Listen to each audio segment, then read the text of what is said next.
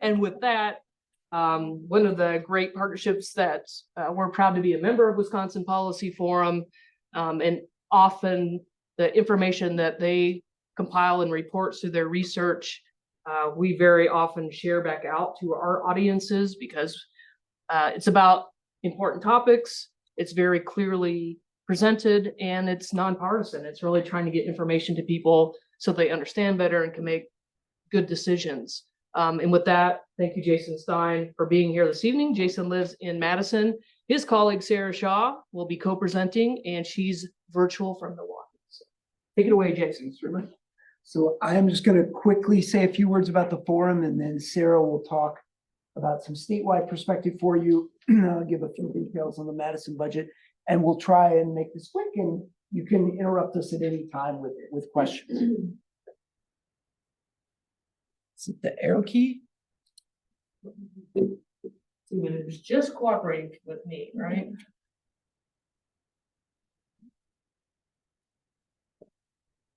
We really did test this out. Okay, so I guess hitting the button worked. So the point of this slide is to tell you that the Wisconsin Policy Forum is very, very old. We've been around more than 100 years. Don't look at day over 38, but we have been around for more than a century.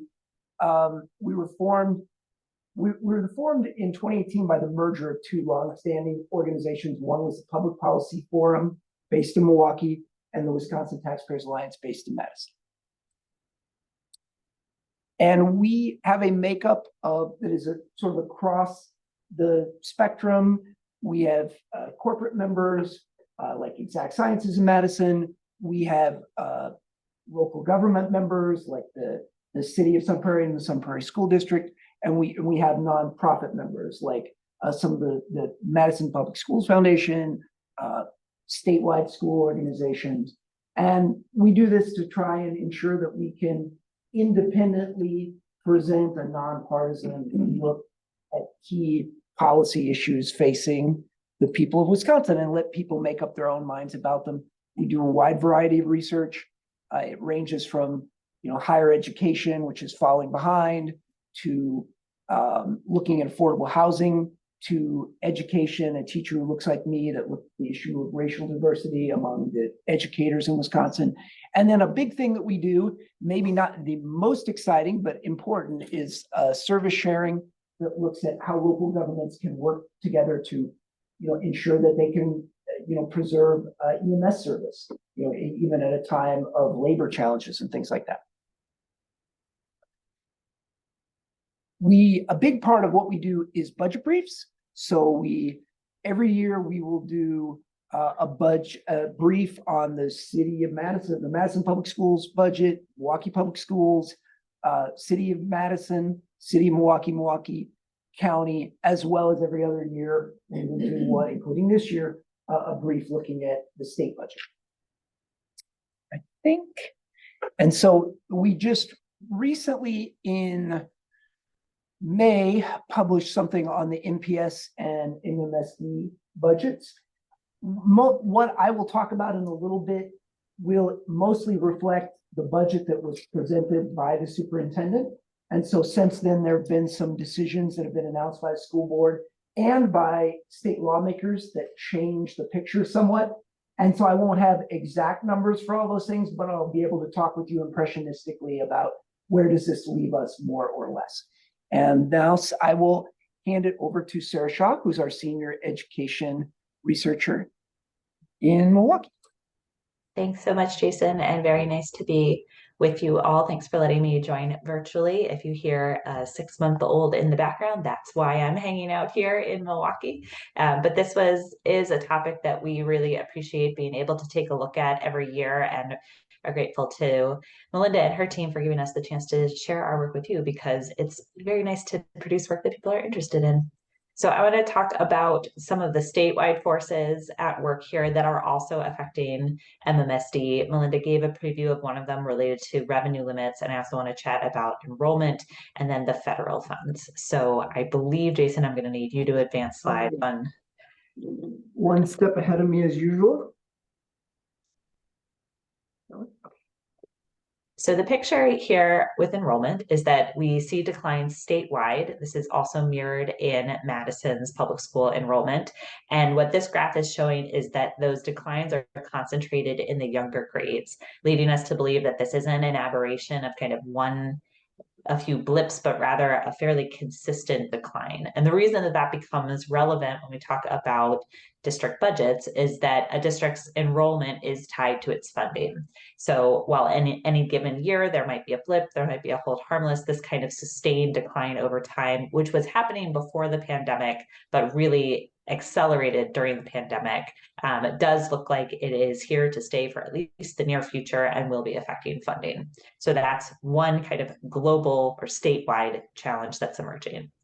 On the next slide, the second one to talk about is exactly what Melinda pointed to, which is the relationship between inflation and state revenue limits. So again, for those of you who spend less time dealing with the state's funding formula, bless you, this is the revenue limit capping. It's a state set amount by the legislature that caps the combined amount that districts can raise in revenue from, on the one hand, state school general aids, which is the largest pot of state funding for schools, and on the other hand, local property taxes. So the state determines both how much money is going to go through that general aids formula, but then also how much more beyond that school districts can raise through the property tax. And just as Melinda pointed out, we've got through 2009, these two lines are staying in some relationship to each other. After 2009, the relationship was taken out of legislation, and we start seeing swings back and forth. And most notably, all the way on the far right of the graph, you see the most recent biennial budget of 22 and 23. Revenue limits were kept flat with $0 increase, and meanwhile inflation spiked, creating a large gap in districts' structural budgets to some degree, because their costs were continuing to rise, but their revenue was not able to keep pace. Next slide, we see what's coming down the pike, at least according to our current understanding of negotiations around the budget. So again, over on the far right, you see that 2001, 2002, and then 2021, 2022, and then 22, 23, we have no bars there because it was a $0 increase. And then for 24 and 25, the $325 per pupil, it helps. It does not fully fill in the gap left by the years of those two lines, inflation and revenue limits, not being tied to each other or not keeping pace. The next slide is one other impact of those frozen revenue limits, which is very small growth in taxes for districts. Again, this ties to the revenue limits role in capping not just what the school district receives from state funding, but also what they receive and what they can ask for via property taxes.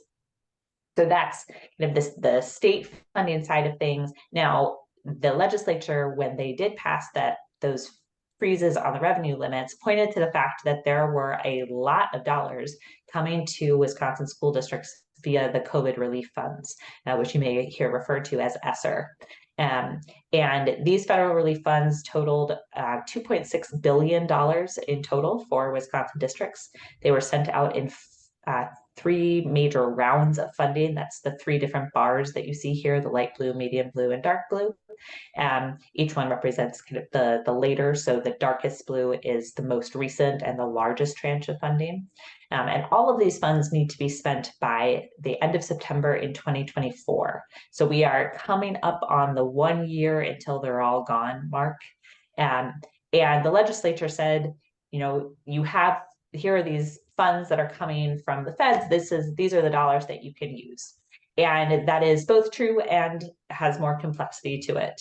The complexity being a couple-fold. Number one, these dollars were intended to be distributed fairly equitably by the percentage of low-income students that a district serves. So not all districts got the same amount of money with which to face the challenges of COVID. On the one hand, that makes a lot of sense given where the needs of COVID were greatest. On the other hand, when it comes to combating inflation, that's not an issue that is restricted to a specific type of school. The other aspect here is that the funds, because they are temporary and one-time use only, it becomes very tricky to use them for the normal operating costs that were affected by inflation. So some districts really felt themselves needing to choose between, do we do the short-term interventions that we want to do to help address the effects of COVID, or do we plug some of the holes in our normal operating budget? And every district handled that differently. There were local discussions, negotiations, et cetera. But that was a tension that nearly everyone was facing.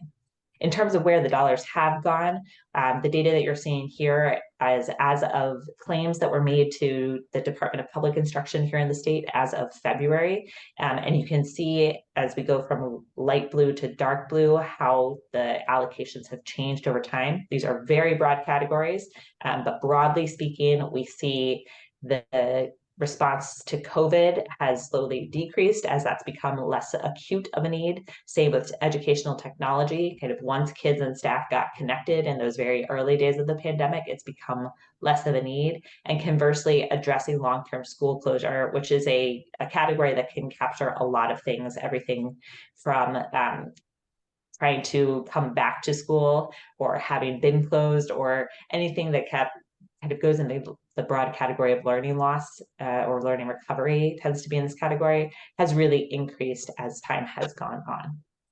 So those federal relief funds are out there. They're out there for just a little over one more year before they disappear. And the question is kind of what happens then? And we have a better answer now that we've got that revenue limit answer seeming to be confirmed, but districts are now kind of returning back to their budgets and thinking about how are we using these federal funds? How can we use them sustainably? How can we use them to meet our needs?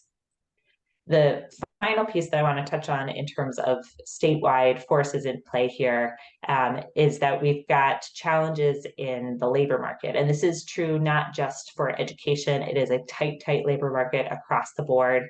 But we have seen not just right now, but also over time, some growing challenges in our educator workforce. We're going to have a piece coming out in the next couple months that zooms in on teacher turnover as an issue. Our more recent piece on the topic was related to emergency licenses. Emergency licenses on their own, not necessarily a bad thing at all. It's a way of getting someone into a classroom when that classroom might not otherwise be filled. But we can see it nearly tripling over the past decade, which really seems to point to some mismatch between what districts are looking for and the candidates that they can find to fill those positions. And the one theme that I come back to a lot when we talk about teacher workforce challenges is that these challenges are not felt in the same way from district to district. Different types of districts experience them differently. Oftentimes it is our students, our most vulnerable students, who are facing the greatest challenges in terms of the workforce serving them. And it's also not equal across different subject areas. So the graph on the right shows that, as an example, these emergency licenses were really concentrated most in special education. And that tracks with what we know about shortages elsewhere as well, that special education, bilingual education, science education tend to be some of our typical shortage areas as a state. So with that framing as a whole, all of these themes, Madison is also experiencing to one degree or another. I'll turn it back over to Jason to talk us through some of those specifics. And, maybe we'll, just before I take it back over, if people had any immediate questions for Sara, go ahead and ask them. And I can repeat them if there's any problem here. So enrollment, we talked about public schools. What's happening with charter and voucher schools? Is that enrollment increasing or decreasing? Do you hear that, Sara? I did. And I know, Jason, you're going to talk about the Madison specific picture on that a little bit later. In terms of the overall state picture, private school enrollment had also dipped pretty significantly during the pandemic, as did charter school enrollment as a whole. The exception to that was virtual charter school enrollment, which, as you can imagine, saw an increase when everyone all of a sudden needed to figure out how to do school virtually. Private school enrollment has since recovered and is at a high, I believe, in the most recent year of data. The other I don't know that we've looked specifically at voucher school enrollment recently. And we're waiting on the most recent data to help us examine what happened with homeschool enrollment, because that was also a place where when the pandemic hit, enrollment increased pretty significantly. And we're looking to see whether that has held or whether that's going back to its pre-pandemic norm.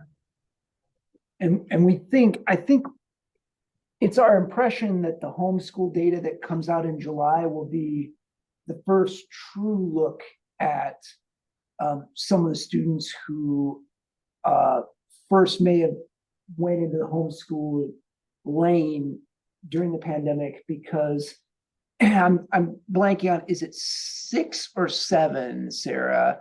But there's the cutoff for getting that reporting on homeschool students is somewhat above what you can see in other public schools, like 4K and that sort of thing. So we'll see, but I think the data this time around for homeschooling may provide us a better picture than we really had before about that piece of it. That's right. The homeschool enrollment data starts at first grade. So we haven't been able to see the years prior to that. Okay. Well, Sarah, it's going to stick around and help to the degree, that you have questions that are statewide, but I'll give you just a brief look at Madison's budget. Again, the numbers I'm presenting reflect in general what the superintendent proposed. Both the assumptions about what the legislature was going to do, as well as certain other things like pay increases for staff have changed somewhat, but we can talk about that. Here is what the budget included in the operating section. So this is essentially the general and special education funds for the district for both revenue and expenditures. This is to some degree a very cautious set of projections. So the district, in preparing their budget, they assumed that the revenue limits would remain frozen for both of the next 2 years, which we always knew there was going to be some increase. Yes, of course. Yeah, no problem. Oh, I see. I missed that. There we go. Thank you. The district's budget was very cautious in assuming that revenue limits would remain flat. We know now, at least, that under the current version of the budget, they would increase by $325 in each year. That is enough that it keeps districts from falling too much behind over the next 2 years. We'll sort of see what happens with inflation, but it certainly may not quite keep districts from falling behind, but it will certainly be close to that. What it doesn't do is catch them up for the 2 years that they've been frozen. Again, they've had one-time federal money to get them through those 2 years, but that's going away. It's temporary. It's going away. And in terms of what gets built into their ongoing budget, it's not there. This set of assumptions also, I think, includes no special education funding increase and a 3.5% base wage increase for staff. To some degree, both the revenue and the spending has gone up from this initial proposal, and we can talk about that in more detail going forward. But the big picture here is that 2024 is a relatively there are some challenges in 2024 and even greater challenges in 2025, and that remains the case. That's the main takeaway here for me. Did I skip a slide there? Don't think so. Here's a look at the Madison Schools property tax levy going back for the past 2 decades. One thing you can see is that in general, it has the increases over the past decade have been more modest. And that again reflects the tighter school revenue limits. One other, slowly getting the hang of this here. One other factor to keep in mind is that you do have some school referenda that are passed that allow the district to exceed the revenue limits that's set by the state. We'll talk about that a little bit more in a minute. All right. Under the current budget, or the budget, the proposal that the superintendent made, the district's reserves would remain relatively healthy. This is a key thing that we look at. This is the unassigned general fund balance for the district. You don't really need to worry about that technical jargon. It's essentially something akin to a rainy day fund, or at least a set of reserves that the district can draw on to face unexpected challenges. The district seeks a balance target between 10 and 15%. I think that based on for a variety of reasons, I think that's a reasonable target that the district has set for itself. We know that the balance will look, well, we don't know, but right now there's certain things that would suggest that the ultimate balance will not be as strong under what the school board ultimately passes, because the school board has talked about increasing base wages for its workers more than what the superintendent initially proposed. My understanding, based on the reading of what's been said, is that there will be a substantial draw on the general fund balance to make that happen. And so this will be somewhat less than it is right now, but I think, in the near term, still at a reasonable level. The question will be, once we go forward into future years, what happens? And we'll have more of a discussion about that. So again, don't know if I explained this, but this is the general fund balance as a share of spending. And so that's a way of kind of accounting for inflation and other things. All right, here's one slide that I did update. This is a look at pay increases for staff over recent years. And this has been adjusted to reflect sort of the latest statements by district officials. So on the bottom, you have the base wage increase, the dark blue.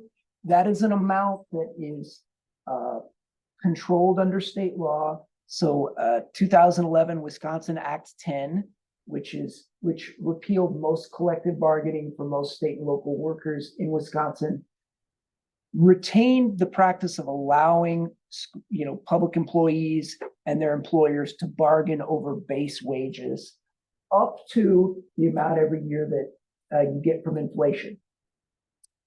This year, the superintendent proposed a 3.5% base wage increase. Ultimately, after a series of discussions, petitioning by the union, the school board deliberations, the school board officials have said that they want to have that be 8%, which is the full amount allowed under Act 10. And then in addition, my understanding is in addition, you'd have 2% in the salary schedule, the steps and ways, the salary schedule that sort of reflects experience and education of the staff. And the black line here is the rate of inflation. So here you can kind of see how salary increases compare to that.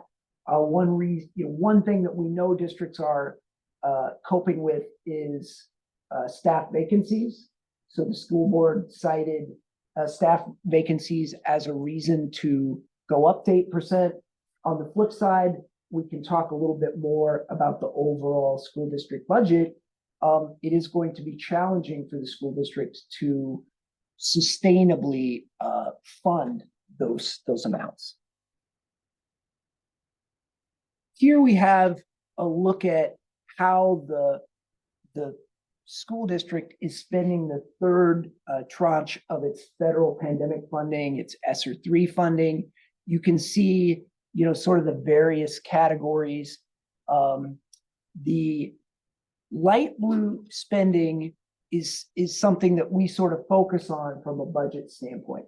In general, the district over the years of COVID has done a pretty good job and has been pretty careful about not using this temporary one-time federal money for ongoing costs, which can set up a fiscal cliff later on.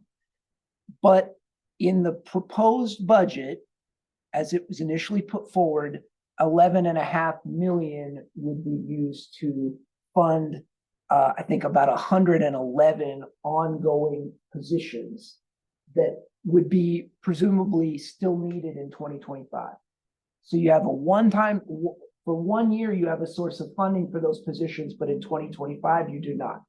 Now, even with those positions, the budget cuts, I think, would cut, as proposed, roughly 155 positions. Some of that reflects, to some degree, there have been enrollment losses. To some degree, the district can adjust staffing to reflect those, but certainly there's an impact to those, to the staffing cuts that are already going to happen under the proposed budget. In other respects, you see other spending. Some of it, like this the HVAC projects, that is clearly one time in nature. And so you don't have any ongoing issue there. Some of these other items, though, it's less clear, right? I mean, and we did not try to make our own determination of, well, we think not just 11.5 million, but 14 million is going to be ongoing. But the real sort of, I think, ongoing costs for the district is going to be somewhere north of 11.5 million. And we can actually how do I go backwards? With this. Oh, yeah. Okay, yeah. There we go. So I'll just talk for a second about where this leaves the district. So on the one hand, the district is getting another $325 per pupil in each of the next 2 years. It had sort of assumed it was getting zero. So that's on the plus side. In addition, the district will be getting some special education funding, so long, and all this is predicated on there being a budget that the governor is willing to sign. None of this happened if the governor vetoes the budget and they can't come to a new budget between the legislature and the governor, then none of this stuff happens. But just presuming that eventually comes to pass, the district will get $325 per pupil in 2024. Give or take, don't quote me on this, I guess, but my read of it is that's $9 to $10 million for the district, maybe call it $9.5 million. Okay, so that takes care of most, if not all, of this 11.5, even though there may be some other money in there. Okay, but the district also has since officials have said that they want to do the 8%. Oh, I got another person. The district has said they want to do the 8% in base wages. They've said the cost of that is about 12 million. My understanding is that would, for 1 year, come out of the general fund balance, essentially kind of drawing down savings to do that. So you're sort of 9.5 million, you take it kind of one step up, but then you're taking another step back. So my sense impressionistically is that, there is some additional special ed money and so on, but that when you factor in both what is currently being offered in the state budget and what the district has agreed to in the salary increase, that it's a wash or maybe even a little bit of a loss, something like that. We'll just talk briefly here about some of the other budgetary pressures facing the district. This is a look at payments from MMSD to the state in certain categories. This is sort of a goofy accounting thing that happens. You can sort of think of this as essentially deductions from state aid. And this reflects charter and to a large extent, charter and voucher enrollment, which has increased substantially in the territory of the Madison School District over the past decade. And you can see, particularly in the current school year, and you can see how that's gone up. In addition, there's been some changes in the state budget that might accelerate that growth in the future. So, again, you can think about well, is that, we have, the district has a roughly $500 million budget. Is that really such a big deal? It is, in the sense when you think about in any one year, our referendum, I think the referendum amount this year or for 2024 would be $10 million. So the 2020 referendum, the amount of the increment that would come in for 2024 is, I think, about 10 million. So when you think about that, yeah, it's quite a bit of money, when you phrase it that way.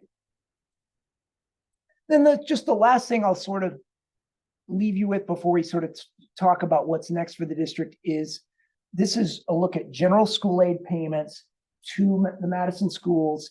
Is nominal dollars, not adjusted for inflation, over the past decade. And what you can see is the last year is estimated, but you can see that they have been on a downward trend. And that reflects the fact that the school district, we have relatively high property values in Madison. They're growing typically faster than the statewide average. And we have above average spending within the district per pupil. And so what that gives you under our state funding formula is declining general schooling over time. And so Madison as a school district is very heavily dependent on local property taxpayers to fund education. And that is only becoming more so over time.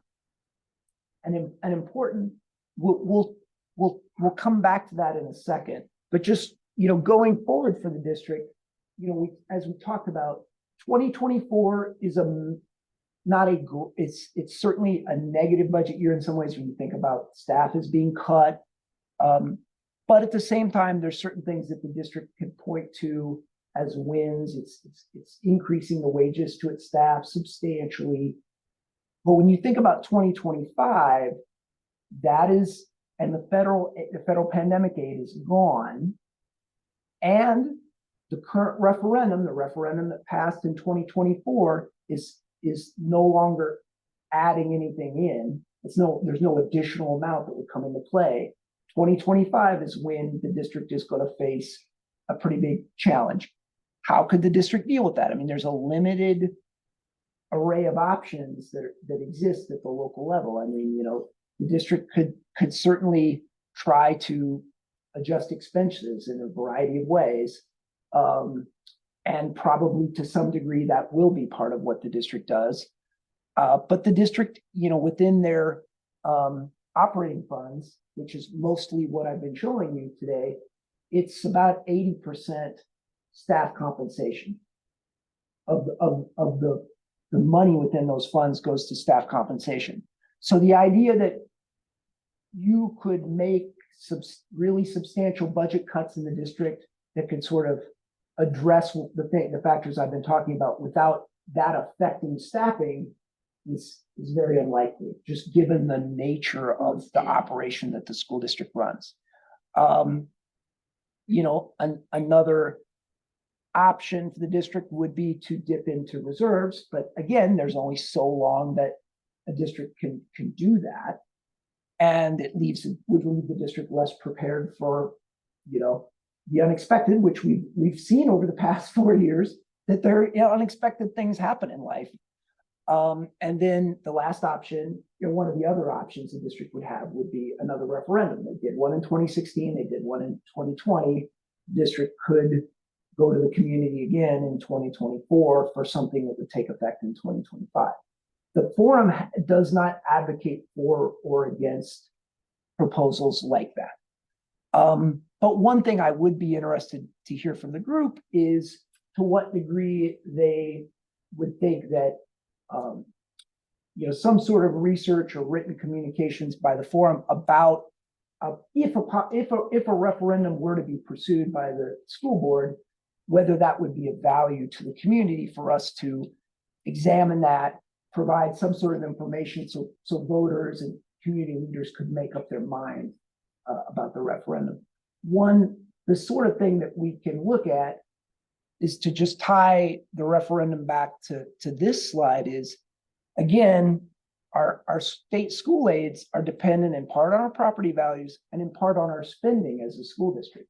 So one challenge that you have when you do a referendum is that if you increase your spending, that can under the equalization aid formula, it can end up leading to less general school aid over time. For a district in Madison's position, which you can still provide the funding out of a referendum, but the cost to local property taxpayers is greater. One of the challenges under the state funding formula for a school district like Madison is it has a significant share of students living in poverty, students with special needs, students who don't speak English as their first language, and there are costs associated with giving these students an appropriate level of education. But unlike some other states, our main funding formula doesn't take those students into account. And so I think, some discussion about how the state funding formula affects the community, it's very boring, it's very wonky, makes everyone's head hurt, but it really has a very big impact on education in the community and could be potentially a part of a discussion. There's no power that the voters in a referendum have to change that. But they do have elected officials, they have a delegation of state lawmakers, they have people who can think about those implications when they're advocating within the legislature. And, and the community as a whole, business community, nonprofit community, also has the ability to petition state leaders and say, look, we have this issue that we feel like needs to be addressed at the state level. So I think that's really what I'd hoped to present. You've waited all patiently and it's been somewhat hot. And so, everybody gets some brownie points for that, literal brownie points, I guess, thanks to Melinda. So, thank you all very much. And if you have questions, Sarah and I will try and answer. Yes. I have several questions. First of all, just appreciation. I know that when you have questions, you reach out to the district and previously been part of those conversations. So I appreciate that the policy forum does that. But I'm wondering, so Speaker Boss did that blue ribbon panel. Yes. I didn't see anything on school funding. On school funding. I didn't see anything in reference to the most recent thing. So I wonder, is nothing happening with that, or where is that? I'm wondering, another question I have is, there's been a lot of in the press lately about vouchers with special education. And I wonder if you've done any work on that. And then the third one, with voucher schools, at one time we were able to figure out that the percentage of kids who were at those voucher schools were already enrolled. So they weren't actually targeting the kids that the lawmakers claimed that would benefit from. I think it was at one point, 1 year, it was like 70% of those kids were already enrolled in private school. So if you could touch on those three things, I'd appreciate it. Sure. And Sarah, you feel free to chime in here. I think the commission on school, that task force on school funding did some good work and had some interesting findings. I used to be a state capitol reporter in another life. I used to be there every day, sort of tracking what they did. I'm not now, but it's my impression that is a stone that went into the lake. It made a little splash and then it went to the bottom of the lake, and it's not really part of the discussion anymore. Sarah, you can just chime in as I'm. I think that's right. If there were any time to see discussion of an overhaul of a funding formula, the time would be when you have a $7 billion surplus. Right. That doesn't seem to be the case now.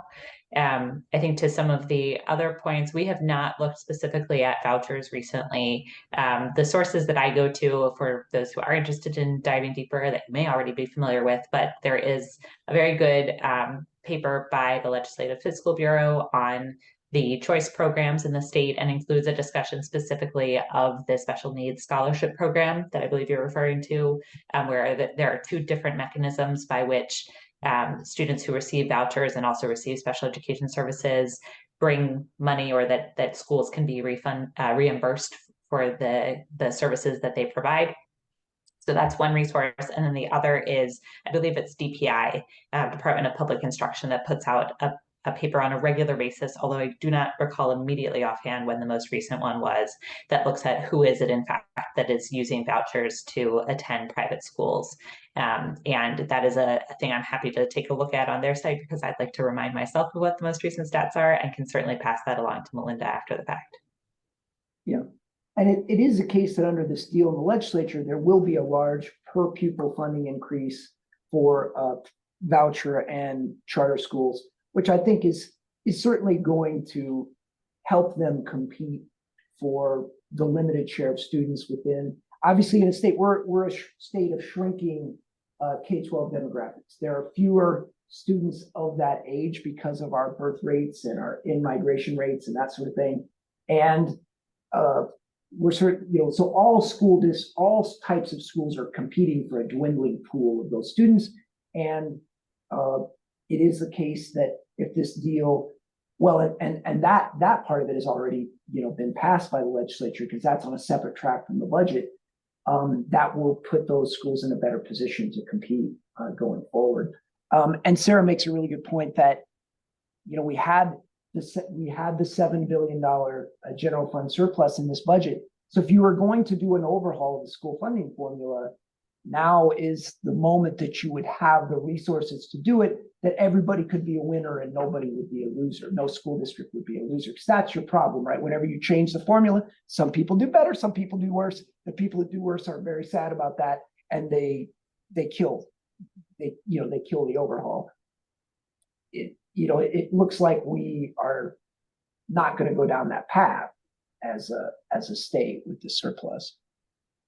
The only other piece I'll add to the note about competition for students is that the increase to the voucher and charter schools also likely creates more competition for teachers, because teacher pay in the different sectors has been quite disparate. And to some degree, voucher and charter schools were receiving lower amounts than what your typical school district revenue limit was in the past. So, but and it's a little bit difficult to compare, because there's high school versus elementary payment levels within the voucher world, and whereas revenue limits are a flat amount for K-12 for public schools. But the vouchers are in a better position vis-a-vis where they were previously, and then sometimes even better position just vis-a-vis what the local public school would be at. Yeah. Yes. Yeah, Jason, you asked the question early on about feedback from the group about Yes. what could Yes. your group do to create a white paper to maybe help in something. Yeah. So the whole issue of the structural nature of school funding, the fact that it really didn't make any changes, is there anything your group could conceive that could do to shed some light on that, and just the inequities, or just structurally how it's not sustainable for certain districts without taking a position? Well, I mean, we're certainly going to do an update on the state budget that will discuss some of these issues. So look for that, and all of our stuff is available on our website for free. And we welcome membership. Anyone who's interested, either individually or as a corporation, to be involved. We welcome that. And I maybe just to ask Julia her question as well. It builds on that, actually. So in terms of assessments, obviously you have done a deep dive for Madison and Milwaukee. Do you also provide sort of that same deep dive for districts across the state, just thinking that the voices Sure. of Milwaukee and Madison residents Sure. fall short of the capital often? Sure. We certainly do every school budget brief that we do every year, as well as our state budget briefs, contain a look at the overall statewide picture for K-12 schools. And that's kind of what Sara was presenting you at the outset. And so, yes, we do that, and we certainly will continue to do that. We do not, dive as much into the individual ins and outs of each school district, but we try to give a picture. We also try to think, what is the situation for rural districts? What is the situation? Because they all have, challenges. And Sara, I'm sure, has things to add to what I said. I think if anyone wants to give us, 50 more staff, being able to do a budget brief for all 400 school districts would be, just peachy. I think Jason points out correctly, kind of within the limits of both what we can do internally and also what people will read externally, being able to do this kind of combined approach has been what's worked for us in the past. That said, I think when we're able to connect with individual communities within the state and hear from them about what more they'd like to see to be able to understand the challenges that they specifically are facing, that's really valuable for us. So as an example, we're working on this piece right now on teacher turnover. Typically when I'm out in the community, I'm hearing that largely in the context of urban centers and where turnover has felt really hard there. And as a preview, we find in the data that rural districts are really hurting when it comes to teacher turnover as well. And so being able to find those disaggregations that help us get to the most precise definition of the problem, both for elevating the issues of those that where it's already known and having our voice behind it kind of helps make the point, but also where it might not be as well known and bringing that into the conversation so that it can get its due as well. I think the question of kind of examining the equity of the funding formula at large is a beautifully thorny question that we try to get at in kind of different specific ways. So we've done briefs on special education funding. Specifically, we've done a brief on English learner funding. We discussed the funding formula in our general communications around the budget. In our current formats, it usually makes more sense to take it as kind of these individual pieces for discussion, but that's not to say that a well-funded and broader effort would not also be would not go awry.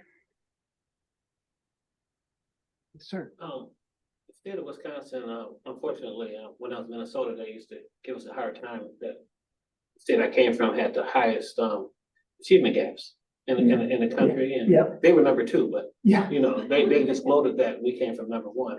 But how might this impact? I mean, I think that's a great question. I mean, it's a concern, right? Because I mean, certainly in the case of the district, some of the mechanism for funding efforts to close the achievement gap has been the referendum, which is coming to a close. So that's a concern.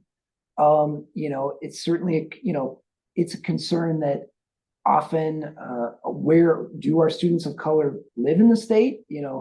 A big portion of them are in Milwaukee, the Milwaukee Public Schools, which receive the biggest chunk of federal funding, is also, I think, looking at one of the biggest fiscal cliffs. So that's very concerning from that standpoint. I think, both locally and statewide, it's a real concern that you don't make progress on achievement gaps, or that you even go in the opposite direction, over the next couple of years. I mean, I think I don't want to be alarmist, but I think you have to really put that on the table as a real possibility. Yeah, we know that money matters in education. We know that to be able to serve the students who are most vulnerable means dedicating the resources to support them and being able to achieve their full potential. We also know that the way that money is used matters, and that tension of kind of holding both of those things at the same time, I think, is often hard to do. And one lesson for me is looking at the federal relief dollars coming in is the degree to which our districts that historically need the most money have gotten really good at making do with little. And that's the muscle that they have learned how to exercise. And in the same way that my leg muscles are strong because I go running and my arm muscles are weak because I don't do my push-ups, like if you give them a ton of money, it's almost like using those arm muscles. Like there isn't that, I don't want to call skill necessarily, but that habit. There's not that habit built of what do we do with largesse? What do we do with an abundance? And I think the pandemic, for all that we know it was a terrible thing, could have also been an opportunity to put these funds to use. And district leaders were figuring out what to do that at the same time that they haven't had that habit of knowing what to do with a lot of money, and we're facing a terrible crisis. So there's still a lot of onus at all of our districts' feet of what are you going to do? What have you done with these dollars that have come into the district to make an impact for kids, because that's what they're there for. At the same time, the conditions were not perfect to be able to best figure out how to use them strategically and effectively. And I'll steal something from Sara here, but when it comes out, her analysis, which you have done a great job on so far, what I was reading it this afternoon, along with the team that's been working on that, finds is that, some of the most, if you look at where teacher turnover has been the highest in recent years, it has been in schools that serve high percentages of students of color or low income students. It has been, also in rural areas. And so, that teacher turnover piece, which retaining teachers is, and including, it's also been highest among teachers of color, as compared to their peers. And so, which is also something that we've done research on about the importance of that, to having those educators to close the achievement gap. So I think there's that also sort of, I think that research will speak to the stress in the system over the last few years.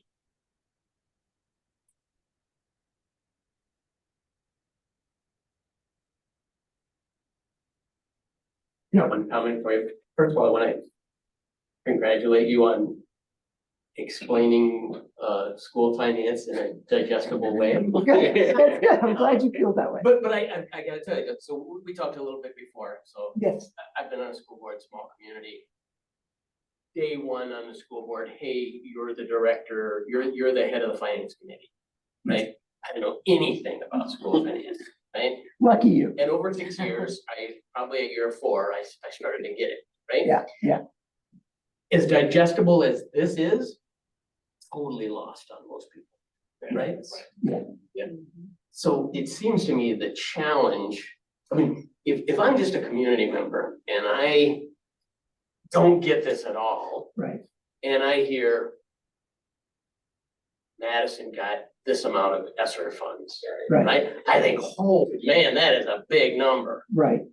right? Absolutely. But I have no context For what that is. Sure. in which to put that, and I don't understand the limitations that are put on that. I don't understand the one-time funding and how that can carry into operations. So the discussion about changing school funding, it's like 1% of the society that understand that. Sure. Yes, right? One Sure. would wonder So how if do you it's get by momentum design. behind understanding that.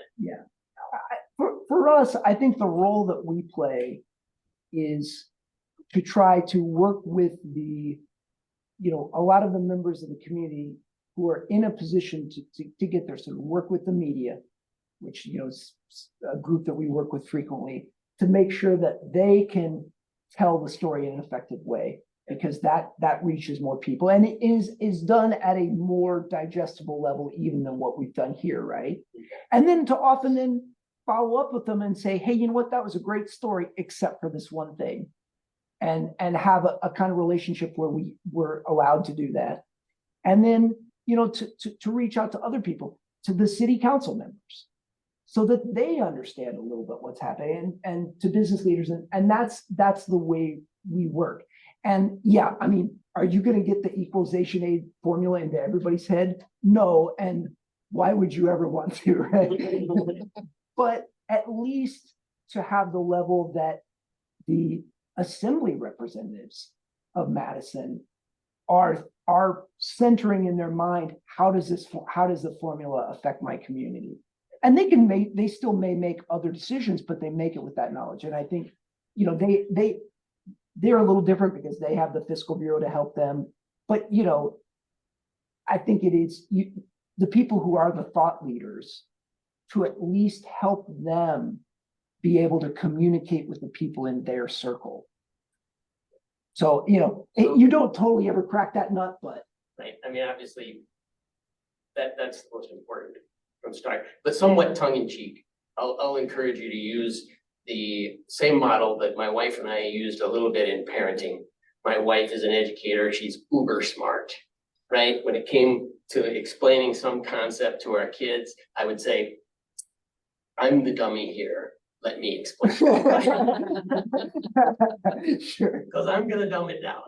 yeah, yeah. And if you ever have feedback for us on how we can do that, please, we are There's those. Yeah. all Well, ears. I always had a colleague at the state capitol who worked for the AP who always say, well, explain it to me like I'm a 2-year-old. And I would always say, maybe wouldn't you want to say like a 7-year-old? Because I feel like the 2-year-old, you're just, yeah, but anyway, I get, yeah.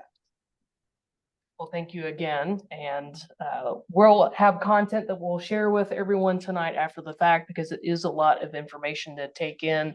But thank you so much, Sarah and Jason, for being here and providing your expertise, because in a way, your